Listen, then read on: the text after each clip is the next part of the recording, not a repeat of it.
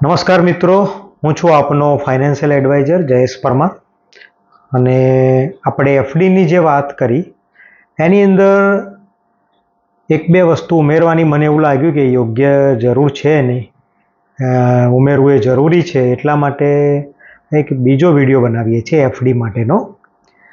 મેં કહ્યું કે એફડી કરો, બરાબર છે, પણ એફડીના બે પ્રકાર છે.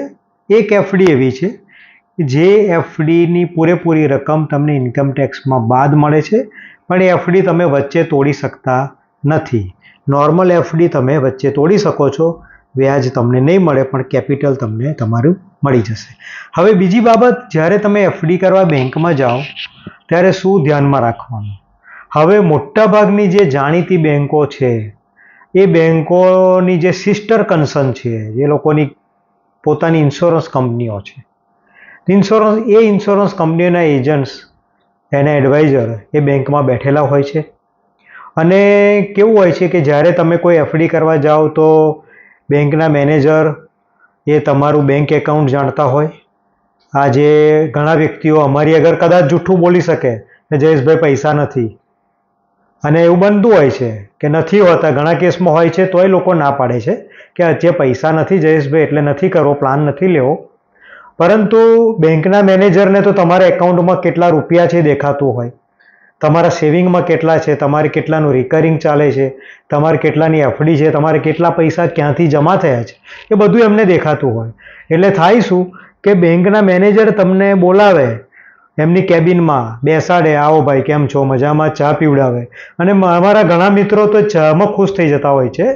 મેનેજર જે બોલાવીને ચા પીવડાવે ને એમાં ખુશ થઈ જતા હોય છે અને કહે છે કે તમારા ખાતામાં તો 25-30 લાખની એફડી પડી છે, એક કામ કરો તમે 2-3 લાખ દર વર્ષે ભરો, અને એમ કરીને તમારી પાસે એફડીની જગ્યાએ તમને યુલિપ પ્લાન કોઈ પણ ઇન્સ્યોરન્સ કંપનીનો લેવડાવી દે છે. તમને ખબર પડતી નથી, તમને એમ લાગે છે કે હું એફડી કરી રહ્યો છું, પણ આવી રીતના તમને ડાયવર્ઝન આપવામાં આવે છે. તો આ બાબતથી ચેતજો. હું એવું નથી કહેતો કે તમે ના લેશો, તમે લો, પણ સમજી લેજો. 1 કલાક 2 કલાક ફરી 2-3 વાર સમજી પ્રોડક્ટ બરાબર લેજો. કેમ કે આજે જે મેનેજરના ભરોસે તમે પ્રોડક્ટ લો છો, 2 વર્ષ 3 વર્ષ પછી મેનેજરની ટ્રાન્સફર થઈ જશે. રાત્રે 12 વાગે ફોન કરશો, સાંજે 6 પછી ફોન કરશો તો પણ એ મેનેજર ફોન નહીં ઉપાડે. હું અહીંયા 22 વર્ષથી છું આ ફિલ્ડની અંદર, અને મેડિકલ ઇમરજન્સી હોય તો રાત્રે 12 વાગે પણ મેં ફોન ઉપાડેલા છે. એવું ત્યાંય શક્ય બનશે નહીં. તો ઘણા કેસમાં અમે જોયેલું છે કે અમે 3-3 4-4 વાર પ્લાન સમજાવીએ છીએ પણ લોકો લેતા નથી. પણ બેંકના મેનેજર ખાલી તમારું બેંક બેલેન્સ જોઈને તમને પ્રપોઝ કરે છે અને 5 મિનિટમાં પ્લાન લોકો લે છે. આ અમે જોયેલું છે. તો ખાસ વિનંતી છે, એવું નથી કે અમારી જોડેથી જ લો, ગમે તે વ્યક્તિ પાસેથી યુલિપ પ્લાન લો, જે તમારા ગ્રોથ માટે બહુ જ જરૂરી છે. પણ બરાબર સમજી વિચારીને, ટર્મ્સ એન્ડ કન્ડિશન સમજીને, કઈ ઉંમરની વ્યક્તિ લે છે એ પણ અગત્યનું છે.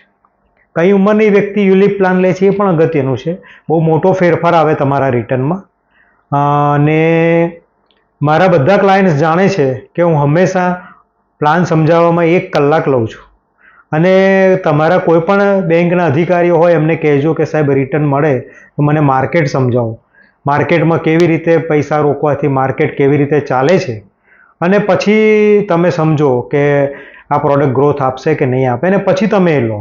પરંતુ તમારી જાણ બહાર એફડીના નામે તમને વીમો પકડાવી ના દેવાય, એ ધ્યાન રાખજો. હમણાં આરબીઆઈએ જે ગાઈડલાઈન બહાર પાડી છે, આરબીઆઈએ ચોખ્ખું જ બેંકોને કહ્યું છે કે તમારું કામ છે લોન આપવાનું, એફડી કરવાનું, ગ્રાહકોના નાણાં સાચવવાનું, નહીં કે ઇન્સ્યોરન્સ પ્લાન વેચવાનું. અને ખાસ તો ખરેખર જુઓ તો બેંકનું કામ જ એ છે કે લોકોને લોન આપવાનું.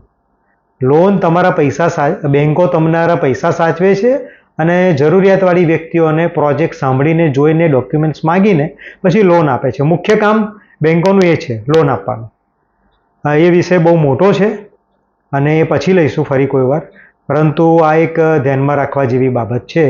તો એ વિશે આપ સૌ સંભાળ લેશો, સાવચેત રહેશો અને સલામત રહેશો. Thank you. આભાર.